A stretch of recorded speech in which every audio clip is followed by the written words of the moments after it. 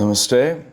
Today I'm going to read Volume 1, Book 2, Rudra Samhita, Part 1, Chapter 7, The Dispute Between Brahma and Vishnu in the Shiva Puran.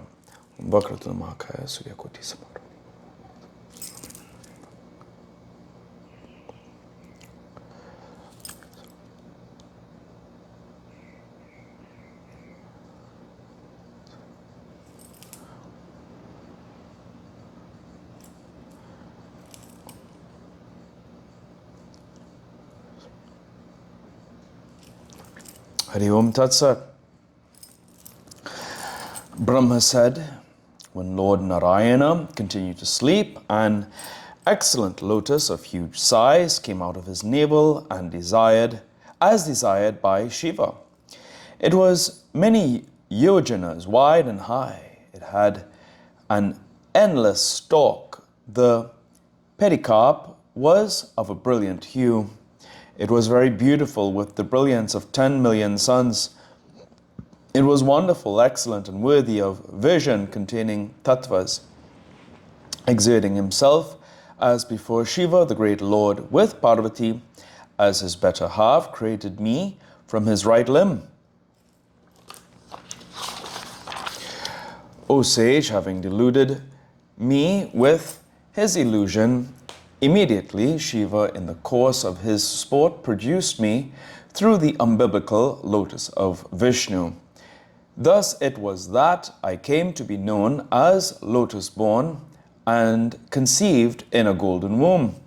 I had 4 faces, red complexion, and Tripundra-marked forehead. Deluded by his illusion and weakened in knowledge, O dear one, I did not know who the progenitor of my body was other than the lotus. Who am I? Whence did I come? What is my duty? To whom was I born a son? By whom have I been created? My intellect became confused with these doubts. Then I thought, why shall I be under delusion? It is easy to gain that knowledge. The place of growth of this lotus is below. My progenitor will undoubtedly be there. Thinking thus, I descended from the lotus, O sage, for 100 years. The downward trend continued. The source of the lotus was not attained by me. In the doubt tormented state, I became eager to go up on to the top of the lotus. O sage, I climbed up to the lotus by the stalk, but the upper part of the lotus I could not reach. I was disappointed. Another 100 years elapsed in my wandering up the lotus. I stopped a while in that confounded state. Then, O sage, by the will of Shiva, an auspicious voice, perform penance, was heard from the sky, which dispelled my delusion. On hearing the voice of the sky, I exerted myself for 12 years in performing a terrible penance in order to see my progenitor. At the same time, the 4-armed Lord Vishnu of beautiful eyes suddenly appeared before me in order to bless me. The great Lord was holding the conch, the discus, the mace, and the lotus in his hands. He was wearing the yellow silken cloth and had cloud blue complexion all over his body. He had a crown. He was bedecked in great ornaments. His lotus-like face beamed with pleasure. Such was the Lord, resembling 10 million cupids, that I saw, still not out of delusion. At the sight of that beautiful form, I was struck with wonder on seeing the 4-armed Narayana, shining like Kala of golden hue, the eminent soul of all in that form of large arms depicting the Sat and Asat in himself. I became delighted. Deluded by the illusion of Shiva, the sportive lord, I could not recognize my progenitor in him. I addressed him with delight. Who are you? Please tell me. Saying this, I tried to wake the eternal being. When he did not wake up, I tried to wake him up with fiercer and firmer beatings of the hand. Then the Lord, who had self-control, woke up from his bed and sat. He looked up with his pure eyes resembling a wet lotus, due to sleep. As I stood there quietly, the Lord Vishnu spread his brilliance over me. Standing up, he smiled once and spoke these sweet words. Vishnu said, Welcome, welcome to you, dear child. O Pitamaha, of great brilliance, do not be afraid. Undoubtedly, I shall confer on you all that you desire. O foremost among gods, on hearing these words, uttered with a smile, I told Vishnu with my inimical attitude, roused by the Rajaguna. Brahma said, O faultless one, how is it that you speak of me trivially as their child, me who am the cause of annihilation of everything, as a preceptor addresses his disciple? I am the creator of worlds, the direct activizer of Prakriti, unborn, the eternal, all-pervasive Brahma. I am born of Vishnu. I am the soul of universe, the originator, creator, and the lotus-eyed. You must explain to me quickly why you speak like this. The Vedas speak of me invariably as self-born, unborn, all-pervasive, grandfather, self-governed, and the excellent supreme being. On hearing these words of Hari, the Lord of Lakshmi became angry and told me thus. Vishnu said, I know you as the creator of the world. For the sake of creation and support, you are descended from my undecaying limbs. You have forgotten me, who am a lord of universe, abiding in waters, the salubrious, the supreme soul, invoked by many, praised by many, all-pervasive, imperishable, ruler, the source and origin of universe, the long-armed and the omnipresent Lord.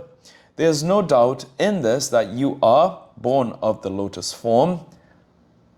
You are born of the lotus from my umbilicus.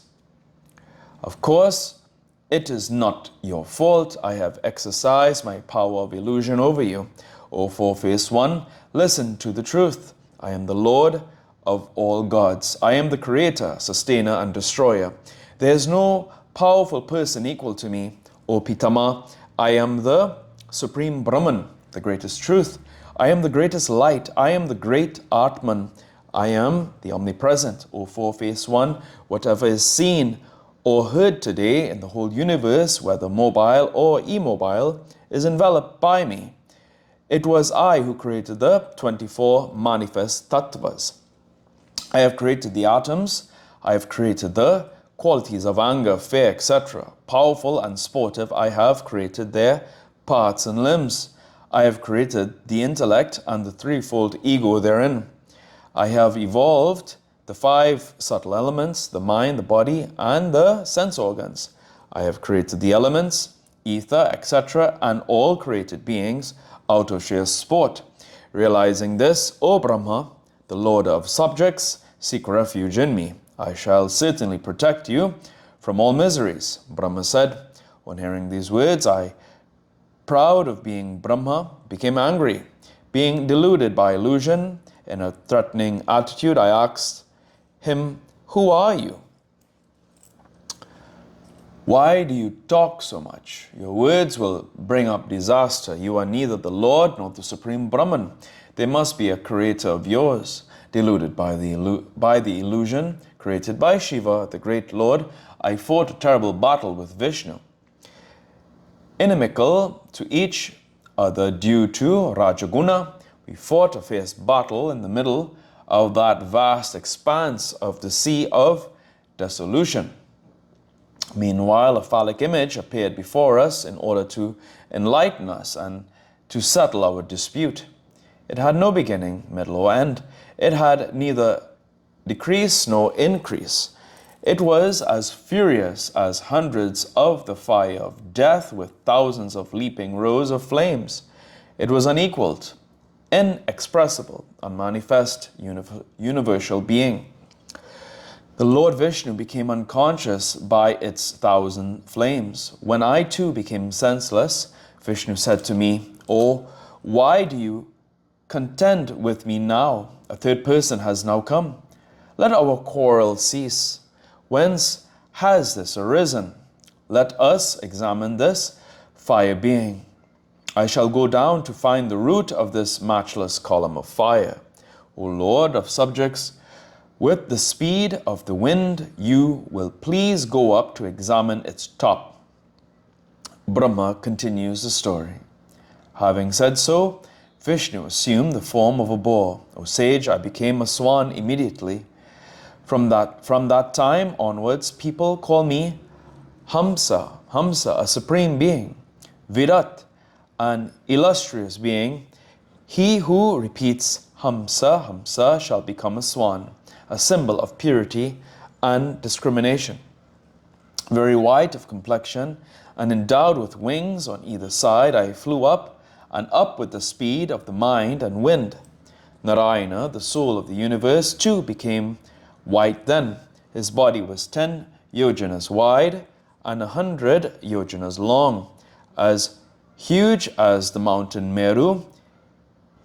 He had white, sharp teeth. His brilliance resembled the sun at the time of dissolution. His snort was long and his roar tremendous. His feet were short. His limbs were of diverse colors. His form, as the boar, was of matchless firmness, which assured his eagerness to be victorious, and he went down quickly. For 1,000 years his downward course continued. From that time onwards, Vishnu came to be called Sveta Varaha, white boar, in all the worlds. A kalpa had elapsed according to human calculation when Vishnu thus went down and wandered in his eagerness to come out victorious. The boar did not find even the smallest trace of the root of the linga. O destroyer of enemies, I too spent the same time in going up. From a desire to know its top as quickly as possible, I exerted myself and was exhausted. Unable to see the top, I came down after some time. Similarly, Lord Vishnu, the lotus-eyed, too became weary. Appearing like the Lord of everything in his huge body, he too rose up. As soon as he came up, we bowed down to Shiva again and again. He stood aside with a gloomy mind, as he too was deluded by the illusion of Shiva. We bowed down to Linga at his back, sides, and in front. We mused within himself, what can this be?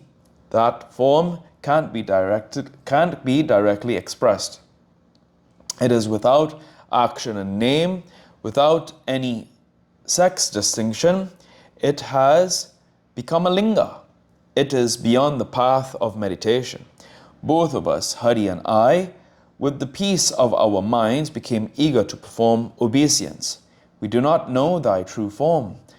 What thou art, O great Lord, obeisance be to thee. O Mahesana, please hurry up to reveal thy form to us. Thus performing obeisance and prayer to quell our earlier pride, O foremost of sages, we spent 100 autumns therein. Footnotes.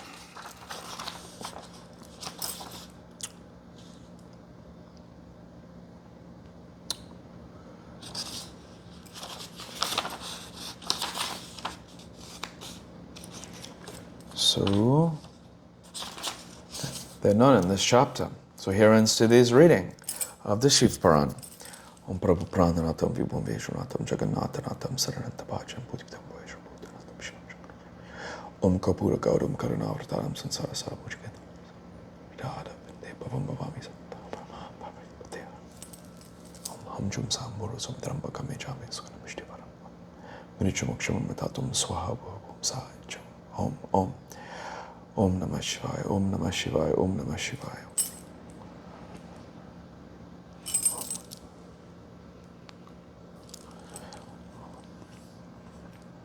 Om Tvaya Mata Chapitatu. Om Hari Om Tat Sat.